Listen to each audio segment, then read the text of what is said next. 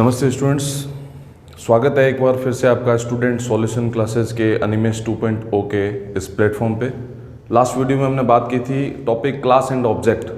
तो 12th board के कुछ टॉपिक्स पे हमने डिस्कस किया था, जिसमें सबसे पहले जो टॉपिक हमने स्टार्ट किया था वो था क्लास एंड ऑब्जेक्ट, और उसके कुछ इंपॉर्टेंट क्वेश्चन, कुछ इंपॉर्टेंट प्रोग्राम भी मैंने आपको शेयर किए थे। उसी टॉपिक को आगे फॉलो करते हैं और उसी से रिलेटेड कुछ और टॉपिक्स पर डिस्कस करते हैं। बात करते हैं एक बार फिर से क्लास एंड ऑब्जेक्ट।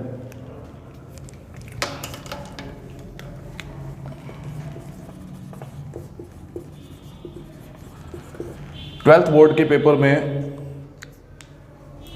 दो तरीके के क्वेश्चन बनते हैं क्लास एंड ऑब्जेक्ट से रिलेटेड। एक क्वेश्चन आता है, अगर हम इंग्लिश में बात करें, member function define inside the class and member function define outside the class, यानी किसी भी क्लास के फंक्शन को क्लास के अंदर परिभाषित करना और किसी भी क्लास के फंक्शन को क्लास के बाहर परिभाषित करना।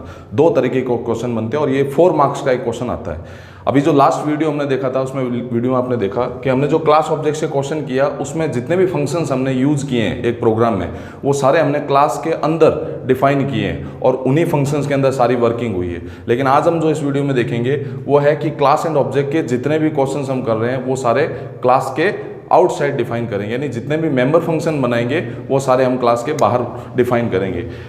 लास्ट हमने बात की थी कि किसी भी प्रोग्राम में 3 तरीके के फंक्शन बनते हैं। Number 1 input, number 2 condition and number 3 output. ये 3 फंक्शंस पे हम बात करते हैं। इनपुट में हम जो यूज़र कंप्यूटर को वैल्यू स्टोर कराता है वो आता है इनपुट फंक्शन में। सेकंड, उस फंक्शन से रिलेटेड, उस क्वेश्चन से रिलेटेड हमें क्या कंडीशन यूज़ करनी है वो आपका आता है कंडीशन फंक्शन में। और थर्ड नंबर आता है आपका आउटपुट, जिसमें हमें कंप्यूटर से रिजल्ट डिस्प्ले होता है और फंक्शन को पहचान दी जाती है उसके साथ लगने वाले ब्रैकेट से, यानी किसी भी फंक्शन को बनाने के साथ उसके साथ ब्रैकेट्स का यूज जरूर करें। और फंक्शन के नाम से पहले हमने बात की थी, एक कीवर्ड लिखा जाता है void. Void is a reserve word जो कंप्यूटर की C++ लाइब्रेरी में पहले से इंस्टॉल्ड है। और बेसिकली 42 टाइप्स के कीवर्ड होते हैं, हमने लास्ट में बात की थी 42 टाइप्स के कीवर्ड होते हैं, जिसमें से एक कीवर्ड ये वॉइड भी है और एक कीवर्ड हम और यूज करते हैं जिसको हम बोलते हैं CLASS क्लास, जो हमारा आज का फिर से एक टॉपिक है क्लास एंड ऑब्जेक्ट। और ऑब्जेक्ट की बात करें तो object is a run time entity, एक छोटी सी इकाई है, एंटिटी है जो किसी भी क्लास के फंक्शंस को कॉल करने का काम करती है। यानी हम जो भी वर्क करेंगे प्रोग्राम में, जैसे कि आप जानते हैं कि फर्स्ट फंक्शन हमारा होता है इनपुट, सेकंड फंक्शन हमारा होता है कंडीशन एंड थर्ड फंक्शन हमारा बनाएंगे आउटपुट। और जितने भी फंक्शंस हैं उन सभी फंक्शंस को रन करने का काम, उन फंक्शंस को कॉल करने का काम किसका होता है? क्लास के ऑब्जेक्ट का। और object is as a assistant of a class, किसी भी क्लास का असिस्टेंट माना जा सकता है। तो फिर से स्टार्ट करते हैं इसी क्वेश्चन को। तो मैं आपको थोड़ी सी कुछ चीजें हैं वो शेयर करना चाहूंगा कि आज जो हम क्वेश्चन करेंगे उसमें हम जितने भी मेंबर फंक्शन हैं मैं आपके सामने शेयर करता हूं। मेंबर फंक्शन डिफाइन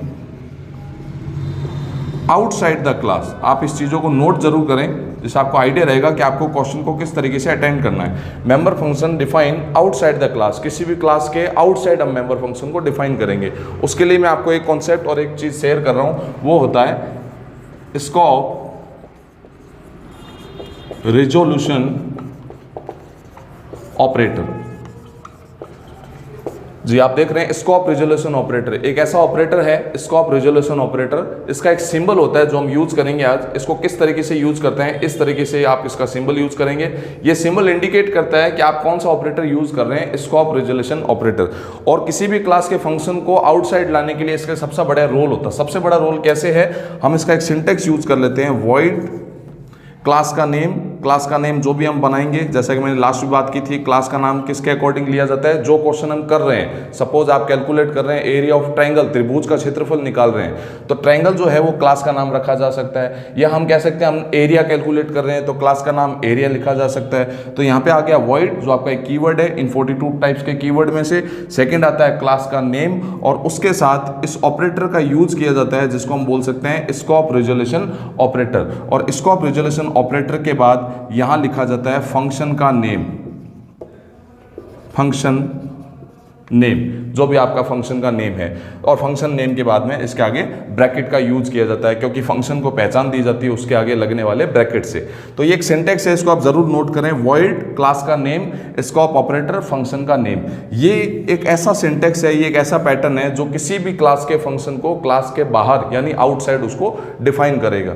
अब हम स्टार्ट करते हैं इस फंक्शन को, इस सिंटेक्स को यूज करते हैं कि किस तरीके से एक प्रोग्राम को हम आउटसाइड आइडेंटिफाई कर सकते हैं, आउटसाइड उसको डिफाइन और डिक्लेयर कर सकते हैं। तो एक क्वेश्चन लेते हैं हम सबसे पहले। हमारा आज का क्वेश्चन है वृत्त को हम बोलते हैं सर्कल। तो पहले इसके बारे में बात कर लेते हैं, कैसे वेरिएबल लेंगे। जैसे लास्ट वीडियो में भी बात की थी हमने, किस तरीके से आपको वेरिएबल को आइडेंटिफाई करना है, वेरिएबल की पहचान, क्योंकि काफी स्टूडेंट्स होते हैं उनको मालूम नहीं होता वेरिएबल किस तरीके से लिए जाएं। तो यहाँ पे बात करते हैं सर्कल की। सबसे पहली बात है कि इसका आपका फॉर्मूला जो है वो आपको नॉलेज में होना चाहिए। फॉर्मूला मैं यहाँ पे लिखता हूँ, area equal to pi r square. अब देखिए कंप्यूटर की बात करें अगर प्रोग्रामिंग की, तो उसमें जो पाई है ऐसा सिंबल कीबोर्ड पे नहीं होता है। तो यहाँ पे पाई जो है उसकी एक वैल्यू होती है, मैथ्स में वो होती है, नॉर्मली हम कह सकते हैं 22/7, लेकिन ये भी हम कंप्यूटर में यूज नहीं ले सकते प्रोग्रामिंग की। स्पेशली प्रोग्रामिंग की बात कर रहा हूँ तो हम इसकी जगह यूज करेंगे 3.14। उसके बाद में हम देखते हैं आर स्क्वायर मीन्स हम आर को 2 टाइम मल्टीप्लाई करेंगे, यानी मल्टीप्लाई का सिंबल भी मैं लास्ट वीडियो में बता चुका हूं आपको, स्टार लगाएंगे, क्रॉस नहीं करते हैं। तो star r and star r, और स्टार का जो रियल नेम होता है वो होता है एस्टेरिस्क। जो डेनिस एम रिची है जिसने C++ और C लैंग्वेज को डेवलप किया, उसने स्टार को, हम नॉर्मली लैंग्वेज में स्टार बोलते हैं बट इसको एस्टेरिस्क बोला जाता है। तो यहाँ पे हम बात करते हैं 3.14 एस्टेरिस्क आर। ये आर को मैंने 2 टाइप पे क्यों लिखा, क्योंकि आर के ऊपर आप देख सकते हैं आर स्क्वायर मीन्स आर को 2 बार हम मल्टीप्लाई करेंगे। अगर मैं इसको प्रोग्रामिंग के अकॉर्डिंग इस फॉर्मूले को लिखता हूँ तो किस तरीके से लिखूंगा, तो मैं फॉर्मूला लिखता हूँ, area equal to 3.14 multiply r, ये हमारा हो गया फॉर्मूला।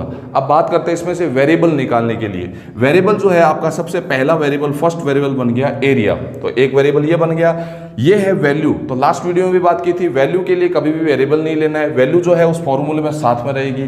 तो 3.14 हो गया। सेकंड बात करते हैं आर, तो ये आर भी आपका क्या है, एक सेकंड वेरिएबल। अब आपके बाद में, इसके बाद में आपके दिमाग में क्वेश्चन आ रहा होगा कि यहाँ पे जब आर है तो इसको भी क्यों ना एक वेरिएबल बनाया जाए, बट हम इसको थर्ड वेरिएबल नहीं बोल सकते, क्योंकि जो आर हमने यहाँ यूज किया है इसी आर को हम फिर से यहाँ यूज कर रहे हैं। एक बार जो फोल्डर बन जाता है जिस नेम से, उस नेम से हम फोल्डर नहीं बना सकते हैं। तो यहाँ पे एक फोल्डर हम एज ए वैल्यू के लिए स्टोर कर चुके हैं, यूज ले चुके हैं, तो इसी फोल्डर को यहाँ पे रिपीट किया गया है, तो उसको थर्ड वेरिएबल नहीं देना है। तो टोटली वेरिएबल हमारे पास हुआ एरिया एंड सेकेंड वेरिएबल हुआ आर। अब इसको देखते हैं किस तरीके से डेटा टाइप का यूज करें।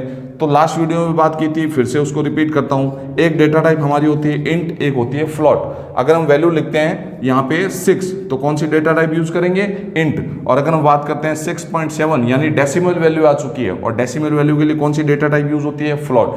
यहाँ पे आप देखेंगे फॉर्मूले में 3.14 लिखा हुआ है, इट मीन्स हम कौन सी डेटा टाइप यूज करने जा रहे हैं, फ्लोट। तो फ्लोट डेटा टाइप यूज करेंगे। वेरिएबल हमारे पास में 2 है। क्वेश्चन हमारा क्या है, किसका एरिया निकालना है, सर्कल का एरिया। और जितने भी मेंबर फंक्शंस हैं उनको हम कहाँ डिफाइन करेंगे, क्लास के आउटसाइड। ये सारी चीजें मैं एक बार नोट कर देता हूं, आप भी इसको नोट करें, और उसके बाद में सिंटेक्स को फॉलो करते हुए इसका एक प्रोग्राम बनाते हैं। तो हमारा क्वेश्चन बना, write a program of calculate area of circle using C++ language का यूज करते हुए हमें क्या करना है, सर्कल का एरिया निकालना है। इस पे हम जरूर ध्यान देंगे, सर्कल का एरिया निकालना है। यानी अब हम बात करते हैं कि हमारी क्लास का नाम क्या होगा। तो देखिए 2 चीजें हमारे सामने आती है, या तो हमारे क्लास का नाम एरिया रख सकते हैं, या हम अपनी क्लास का नाम सर्कल रख सकते हैं। और दूसरी चीज, ये तो हो गया हमारा क्वेश्चन के साथ में अब हमें इसको करना किस तरीके से। तो इस क्वेश्चन को 2 तरीके से किया जा सकता है। एग्जाम में दोनों तरीकों में से एक क्वेश्चन आपको पूछा जाएगा, हो सकता है दोनों क्वेश्चन पूछे जाएं, दोनों पैटर्न पूछे जाएं। फर्स्ट पैटर्न होता है member function define inside the class. इन चीजों को आप जरूर नोट करें, कॉपी और पेंसिल या पेन जो भी आप अपना मटेरियल उसको लेके बैठें और ये सारी चीजें नोट करें, क्योंकि मैं बार बार इन चीजों को रिपीट नहीं कर सकता, एक वीडियो में हम लिमिटेड टाइम में चलते हैं। तो member function define inside the class, member function define inside the class. Second जो आता है वो आता है सेम टू सेम आता है, member function define outside the class, यानी किसी भी क्लास के बाहर हम फंक्शन को कैसे डिफाइन कर सकते हैं। ये 2 पैटर्न है। अब जो फर्स्ट पॉइंट है वो हमने लास्ट वीडियो में किया था कि किसी भी फंक्शन को क्लास के अंदर कैसे डिफाइन किया जाता है। सेकंड हम आज के वीडियो में बात करेंगे member function define outside the class, कैसे क्लास के बाहर लाएं। तो इसके लिए मैंने आपको बताया था अभी एक पैटर्न कि हम क्या यूज करेंगे, वॉइड क्लास का name scope resolution operator, then function का नेम। यहां हम करेंगे फंक्शन का नेम एंड ब्रैकेट, ये सिंटैक्स है, तो इसको भी आप जरूर नोट करें। वॉइड क्लास का नेम, जो भी हमारे क्लास का नाम हम रखेंगे, हम एरिया भी रख सकते हैं, हम सर्कल भी रख सकते हैं, वो हम देखेंगे। उसके बाद रखेंगे स्कोप रिजोल्यूशन ऑपरेटर का सिंबल होता है, उसको आइडेंटिफाई किया जाता है इस तरीके से, मैथ्स में भी इसका यूज होता है। देन हम बात करेंगे फंक्शन नेम। फंक्शन नेम जो भी हम बनाएंगे, इनपुट, कंडीशन, आउटपुट, वो हमारे फंक्शंस हैं।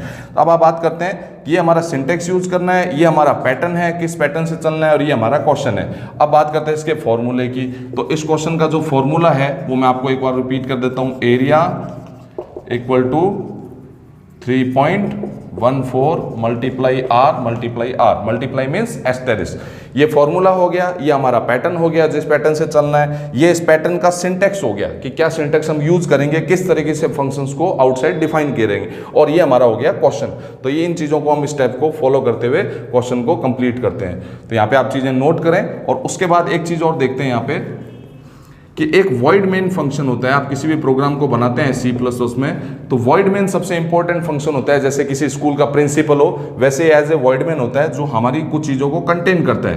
कैसे करता है? यहाँ आता है क्लास का नेम, यहाँ लिखेंगे हम क्लास का नेम, और क्लास के नेम के साथ में क्या लिखा जाता है? ऑब्जेक्ट, क्योंकि हमारा आज का जो टॉपिक है वो भी क्या है? Class and object. तो क्लास की तो हम बात इतनी देर से कर ही रहे हैं, लेकिन इसके साथ में हम बात करते हैं ऑब्जेक्ट की। ऑब्जेक्ट किसके साथ डिक्लेयर किया जाता है? क्लास के नाम के साथ। Object as a assistant of a class, किसी भी क्लास के साथ ऑब्जेक्ट को डिक्लेयर किया जाता है। अब ऑब्जेक्ट का काम क्या है? ऑब्जेक्ट का काम है किसी भी क्लास के फंक्शन को कॉल करना। अब फंक्शन कितने हो सकते हैं हमारे पास में? एक होगा फंक्शन इनपुट, एक फंक्शन होगा कंडीशन, और एक फंक्शन होगा आउटपुट। ये सारी जो स्टोरी है एक प्रोग्राम की, वो मैंने आपको शॉर्ट वे में एक्सप्लेन किया है, लेकिन अब इन सारी चीजों को यूज करते हुए आज के वीडियो में एक प्रोग्राम बनाएंगे। तो स्टार्ट करते हैं। क्वेश्चन है, write a program of calculate area of circle using C++। अब देखिए इन सारी चीजों को हम कैसे, किस तरीके से यूज करते हैं, और उसका कैसे एक 4 मार्क्स का जो क्वेश्चन आपके बोर्ड में आता है वो कैसे आपको करना है। और प्रीवियस पेपर में आप देख सकते हैं, लास्ट ईयर में भी ये क्वेश्चंस कई बार आ चुका है। यहाँ पे आ सकता है एरिया ऑफ सर्कल, या यहाँ पे आ सकता है एरिया ऑफ ट्रायंगल, या फिर आ सकता है यहाँ पे एरिया ऑफ रेक्टेंगल। यानी हम यहाँ पे बोल सकते हैं वृत्त का, त्रिभुज का और आयत का क्षेत्रफल निकालने का प्रोग्राम C++ भाषा में लिखो। ये 4 मार्क्स का क्वेश्चन आता है, तो ये बहुत ही इंपॉर्टेंट क्वेश्चन है जो मैं आपको शेयर कर रहा हूँ। तो यहाँ पे बात करते हैं, इसको स्टार्ट करते हैं किस तरीके से इस क्वेश्चन को करेंगे।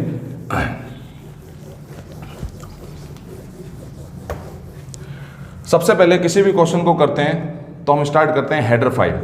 लास्ट वीडियो में हमने बात की थी 3 हेडर फाइल्स यूज की थी, बट आप मैं डेली की 2 हेडर फाइल यूज करूंगा। Hash include iostream.h, hash include conio.h। इन हेडर फाइल्स के बारे में मैंने लास्ट वीडियो में सारी चीजें एक्सप्लेन की थी कि इन हेडर फाइल्स का यूज क्यों होता है और इनमें कौन कौन से फंक्शंस इंक्लूड हैं। तो इस वीडियो को देखने से पहले आप मेरा वो वीडियो जरूर देखें जिसमें आपको ये नॉलेज होगा कि हम ये हैश इंक्लूड क्यों लिखते हैं, हम ये iostream.h क्यों लिख रहे हैं, और ये conio.h क्यों लिख रहे हैं, input output stream.h, console input output.h और stdio.h जो हमारी 3rd हेडर फाइल होती है। इन सारी हेडर फाइल के बारे में नॉलेज मैंने लास्ट वीडियो में आपको दिया है। तो हम देखते हैं, डायरेक्ट यहाँ पे यूज करते हैं और यहाँ लिखते हैं क्लास। तो हमने लिखा क्लास और क्लास का नाम। अब बात आती है क्लास के नाम की। मैंने अभी जस्ट थोड़ी देर पहले आपको बोला था हम क्लास जो है उसका नाम डिसाइड करेंगे क्वेश्चन के अकॉर्डिंग। क्वेश्चन है हमारा एरिया ऑफ रेक्टेंगल या एरिया ऑफ सर्कल या एरिया ऑफ ट्रायंगल। आज का क्वेश्चन है सर्कल का, तो यहाँ पे क्लास का नाम सर्कल रखा जा सकता है या फिर हम क्लास का नाम एरिया भी रख सकते हैं, लेकिन आपको किसी एक नाम को चूज करना होगा। तो मैं यहाँ पे क्लास का नाम रखता हूँ सर्कल, CIRCLE। कर्ली ब्रैकेट से स्टार्ट करेंगे क्लास का। अब क्लास जैसे स्टार्ट करते हैं तो फर्स्ट पार्ट हमारा आता है प्राइवेट। तो हमने लिखा प्राइवेट। ये प्राइवेट क्या है इसको भी मैंने आपको लास्ट वीडियो में एक्सप्लेन किया है। और प्राइवेट हमेशा क्या रखता है? वेरिएबल्स रखता है। तो वेरिएबल की बात करते हैं। फॉर्मूला क्या है हमारा? फॉर्मूला है area equal to 3.14 into R। एक वेरिएबल हो गया एरिया, एक सेकेंड वेरिएबल हो गया R। तो यहाँ पे बात करते हैं डेटा टाइप की। डेटा टाइप कौन सी यूज करेंगे हम? फ्लोट। यहाँ पे लिखते हैं एरिया कॉमा R सेमीकोलन। तो एक वेरिएबल हो गया आपका एरिया, एक वेरिएबल हो गया R, और R को 2 टाइम लिखा है क्योंकि R के ऊपर स्क्वायर लगा हुआ है। तो ये वेरिएबल्स हो गए। और ये फ्लोट हमने क्यों लिया है? हम डेसिमल वैल्यू पे बात कर रहे हैं। आपके सामने 3.14 लिखा हुआ है, डेसिमल वैल्यू है, तो इसके साथ डेटा टाइप क्या यूज हो गई? फ्लोट। फिर सेकेंड बात करते हैं पब्लिक। अब पब्लिक कौन कौन सी चीज़ों को कंटेन करता है? दो तरह की चीज़ें आती है, फर्स्ट आती है वेरिएबल और सेकंड आता है फंक्शन। वेरिएबल हम किस में ले सकते हैं? प्राइवेट में भी लिख सकते हैं, वेरिएबल हम पब्लिक में भी लिख सकते हैं। डिफरेंस भी मैंने लास्ट वीडियो में एक्सप्लेन किया है, बट हम वेरिएबल अभी कहाँ ले चुके हैं? प्राइवेट में, तो हमें इन वेरिएबल को पब्लिक में लेने की जरूरत नहीं है। सेकेंड बात आती है यहाँ पे वेरिएबल के बाद फंक्शन की। फंक्शन सिर्फ कौन कंटेन करता है? सिर्फ पब्लिक में ही लिखे जाते हैं, तो यहाँ पे फंक्शन बनाते हैं। देखिए मैं फंक्शन बना रहा हूँ। अगर आपने लास्ट वीडियो देखा हो तो इस वीडियो में और उस वीडियो में दोनों में आपको डिफरेंस ये मिलेगा कि लास्ट वीडियो में मैंने आपको इन फंक्शंस को डिफाइन करके दिखाया था। यानी मैंने क्या किया था, यहाँ वॉइड इनपुट लिखा, ब्रैकेट लिखा, कर्ली ब्रेसेस स्टार्ट किया, और कर्ली ब्रेसेस स्टार्ट करने के बाद सारी वर्किंग मैंने यहाँ की, इसको बंद किया और उसके बाद नेक्स्ट काम करता गया। लेकिन अब हम ऐसा नहीं करेंगे, क्योंकि हमारा जो क्वेश्चन है वो है आउटसाइड द क्लास, क्लास के बाहर डिफाइन करना है। तो आउटसाइड करने के लिए हम क्या करेंगे? एक बार मैं यहाँ पे लिखता हूँ आपके इन्फॉर्मेशन के लिए, आउटसाइड द क्लास। आउटसाइड के लिए हम क्या करेंगे? वॉइड इनपुट लिखा, हमने यहाँ पे सेमीकोलन लगाया, फिर हम लिखेंगे कितने फंक्शन बनाते हैं किसी भी प्रोग्राम में? 3 फंक्शन बनते हैं। फर्स्ट फंक्शन कौन सा बना? इनपुट। सेकंड फंक्शन हम बनाते हैं यहाँ पे वॉइड कंडीशन, सेमीकोलन, इस सिंबल को हम बोलते हैं सेमीकोलन। पहले भी मैंने बोला था, ये इसको हम बोलते हैं कॉलन, ये हो गया हमारा सेमीकोलन, और ये हो गया हमारा कर्ली ब्रेसेस ओपन। अगर मैं इसको सेकंड इस टाइप से लिखता हूं तो ये कर्ली ब्रेसेस क्लोज। तो यहाँ पे मैं बात करता हूं सेमीकोलन की। सेमीकोलन क्यों यूज करते हैं? किसी भी लाइन को टर्मिनेट करने के लिए हम उसके आगे सेमीकोलन का यूज करते हैं।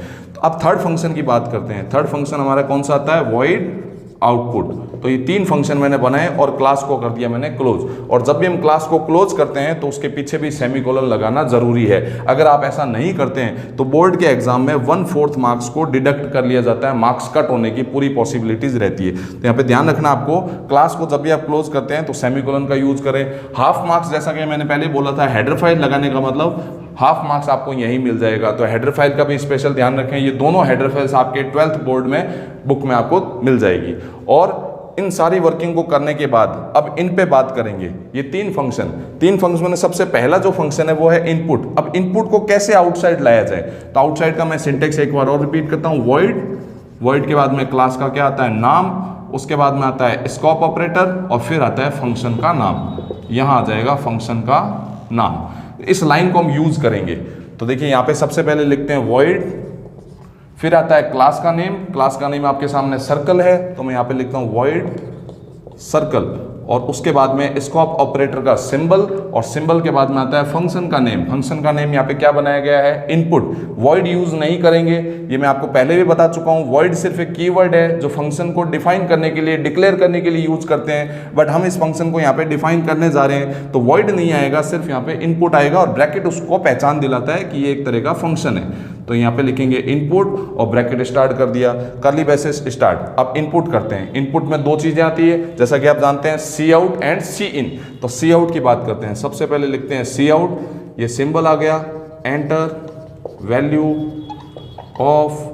देखिए वैल्यू किसकी चाहिए? यहाँ पे वैल्यू है एरिया एंड आर, 2 वेरिएबल है हमारे पास। अब एरिया जो है वो हमारा रिजल्ट स्टोर करेगा, क्योंकि इसके आगे इक्वल टू का सिंबल है, बराबर का सिंबल लगा हुआ है। वेरिएबल की वैल्यू हमें सिर्फ किसको देनी है? आर की वैल्यू को स्टोर करवाना है। तो यहाँ पे लिखेंगे enter value of r semicolon, फिर हम लिखेंगे cin r curly braces close. देखिए हमारा एक फंक्शन जो है क्लास के बाहर आ चुका है। ये हमारी क्लास यहाँ पे क्लोज हो गई और उसके सारे फंक्शंस में से एक फंक्शन हमने क्लास के बाहर डिफाइन कर दिया, और किसका यूज किया? स्कोप रिजोल्यूशन ऑपरेटर का यूज किया। सेकंड फंक्शन हमारा क्या आता है? कंडीशन। अब इस कंडीशन फंक्शन को हम बाहर लाते हैं। तो देखिए सेकंड कंडीशन फंक्शन किस तरीके से बाहर आता है? ये प्रोग्राम आपका कंटिन्यू चलेगा इसी के नीचे।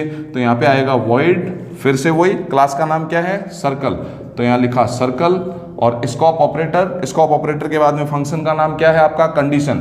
तो यहाँ आ जाएगा आपका कंडीशन, कर्ली ब्रेसेस स्टार्ट। अब यहाँ कंडीशन लगाते हैं। कंडीशन में कुछ भी नहीं करना है, सिंपल सा है, जो आपका एक फॉर्मूला है उसको यूज करेंगे। फॉर्मूला क्या है? Area equal to 3.14 multiply r semicolon, ये क्लोज हो गया। सिंपल सा है, फॉर्मूला हमें मालूम होना चाहिए। फॉर्मूले को हम किस में फिल कर देंगे? कंडीशन फंक्शन में। फर्स्ट फंक्शन हो चुका है, सेकंड फंक्शन हो चुका है, थर्ड फंक्शन को आउटसाइड डिफाइन करते हैं। थर्ड फंक्शन कौन सा है? आउटपुट। तो इसको भी फिर से उसी पैटर्न में चलेंगे, फिर से वही सेम चीज, वॉइड क्लास का नाम क्या है आपका सर्कल, स्कोप ऑपरेटर, फंक्शन को बाहर लाते हैं, फंक्शन आ जाएगा अपना आउटपुट, यहाँ आ गया आउटपुट, इसको स्टार्ट किया। अब देखिए आउटपुट क्या होता है, आउटपुट मतलब रिजल्ट डिस्प्ले हो रहा है, रिजल्ट आ रहा है, रिजल्ट किसमें स्टोर हो गया, ये सारा का सारा कैलकुलेशन होने के बाद हमारा रिजल्ट किसमें स्टोर हो रहा है, एरिया में। तो इस एरिया को हम क्या करेंगे, स्क्रीन पर प्रिंट करेंगे। प्रिंट कराने के लिए हम कौन सा फंक्शन यूज करते हैं, cout as a output function. तो यहाँ पे हम लिख देंगे एरिया।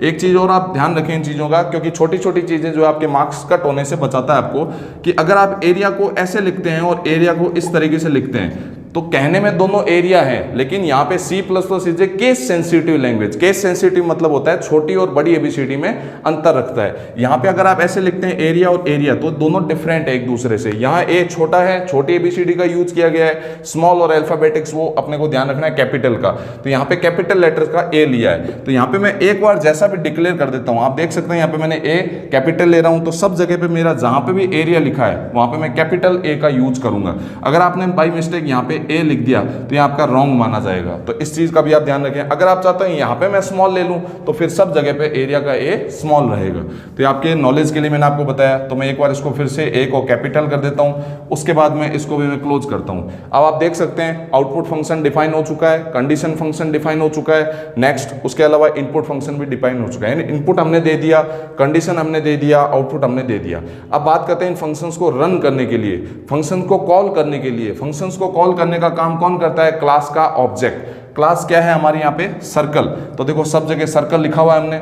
अब इसको कॉल करते हैं। कॉल करने के लिए हमारा जो मेन फंक्शन है वो आएगा, तो यहाँ पे हम लिखेंगे void main, कर्ली ब्रेस से स्टार्ट।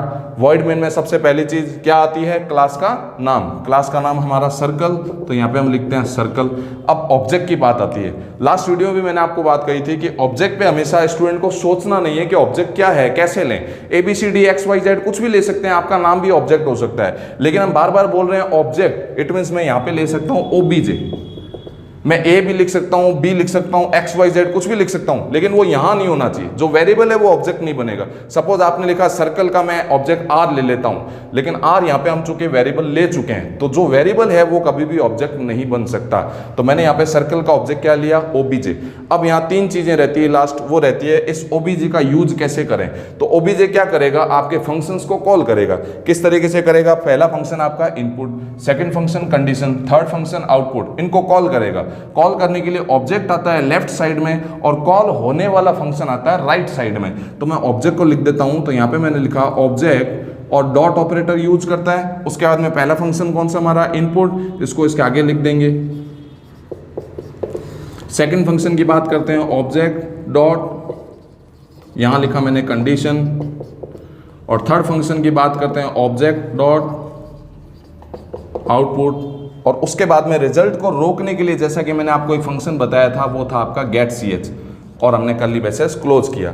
अब आप देख सकते हैं इसके अंदर कि मैंने ऑब्जेक्ट का यूज करते हुए तीनों फंक्शंस को कॉल किए हैं, object dot input, condition and output. और तीनों फंक्शंस के बाद में सेमीकोलन का यूज किया गया है, क्योंकि यहाँ पे हमारी लाइन जो है वो टर्मिनेट हो चुकी है। एक एक लाइन हमारी टर्मिनेट हो गई। ये क्या है, हमारा ऑब्जेक्ट है। ऑब्जेक्ट को किसके नाम के साथ लेते हैं, सर्कल, यानी क्लास के नाम के साथ। इस तरीके से आप देख सकते हैं कि हमने पहले ये फंक्शन को डिक्लेयर किया, तो यहाँ पे हम लिख सकते हैं आपके नॉलेज के लिए, ताकि आपको ध्यान में रहे कि हमने फंक्शन को डिक्लेयर किया है। ये हो गया फंक्शन डिक्लेयर। और यहां से जो ये वर्किंग की गई है, ये कंप्लीट वर्किंग यहां तक ये किया गया है फंक्शन को डिफाइन। ये फंक्शन डिफाइन, तो फंक्शन को दो चीजें से तैयार किया जाता है। एक तो होता है फंक्शन को डिक्लेयर किया जाता है, एक फंक्शन होता है फंक्शन को डिफाइन किया जाता है। और उसके बाद में जो फंक्शंस बनाए गए हैं उन फंक्शंस को क्या किया जाता है, कॉल किया जाता है। तो इस चीजों को आप नोट करें। और इसके साथ में आपका कुछ होमवर्क है, वो भी मैं आपको शेयर करना चाहता हूं। लास्ट वीडियो में मैंने आपको एक होमवर्क दिया था, वो होमवर्क आपका था कि आयत का क्षेत्रफल निकालिए। तो किसी भी क्वेश्चन को हम इनके अकॉर्डिंग कर सकते हैं। तो तीन चीजें इंपॉर्टेंट होती है, त्रिभुज, वृत्त एंड आयत। ये क्वेश्चन मैं लास्ट वीडियो में कर चुका हूं, लेकिन ये हमने इन साइड से किया था। आज के जो वीडियो में जो क्वेश्चन हुआ है वो हुआ ये, यानी सर्कल, वृत्त का, लेकिन हमने ये आउटसाइड से किया है। मैंने दोनों क्वेश्चन को दो अलग अलग तरीके से कर दिया। अब आपका जो क्वेश्चन आता है, जो ये क्वेश्चन मैंने दिया था, ये आता है आपका आयत का। अब ये आयत का जो है, इसका फॉर्मूला मैं आपको यहाँ पे शेयर कर रहा हूँ। आयत का क्षेत्रफल निकालने का प्रोग्राम C++ भाषा में लिखा, आप नोट कर लीजिए, मैं बोल देता हूँ। आयत का क्षेत्रफल निकालने का आयत का क्षेत्रफल ज्ञात करने का प्रोग्राम C++ भाषा में लिखो। आयत का क्षेत्रफल ज्ञात करने का प्रोग्राम C++ भाषा में लिखो। Write a program of calculate area of rectangle using C++। ये आपका क्वेश्चन है। इसका फॉर्मूला मैं आपसे शेयर करता हूं। Area equal to length multiply width, ये आपका फॉर्मूला। अब इस फॉर्मूले में वेरिएबल आपके 1, 2 एंड 3 वेरिएबल्स हैं। डेटा टाइप वही आपको यूज करनी है, फ्लोट। लेकिन ये क्वेश्चन आपको एक तरीके से नहीं, दो तरीके से करना है। फर्स्ट पैटर्न जो यूज करना है वो लास्ट वीडियो में जो मैंने बताया था इनसाइड द क्लास, वो आपको यूज करना है। तो आपको इनसाइड से करना है इसको।